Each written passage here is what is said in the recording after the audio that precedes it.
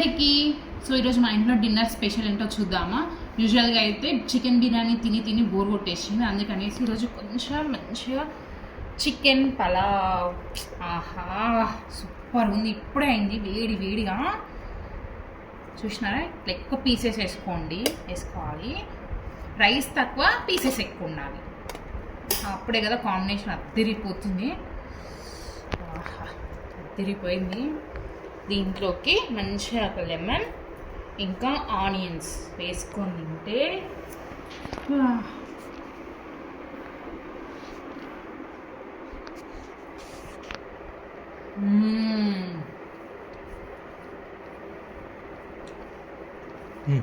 Taste మస్తుంది.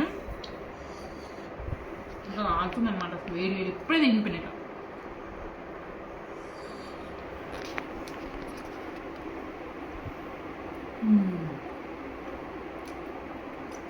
Super ఉంది. ఇంతకీ మీ డిన్నర్ అయినా, మీ డిన్నర్ స్పెషల్ ఏంటో కింద కామెంట్ సెక్షన్లో కామెంట్ చేసేసారు, మాట్లాడుతున్నాం.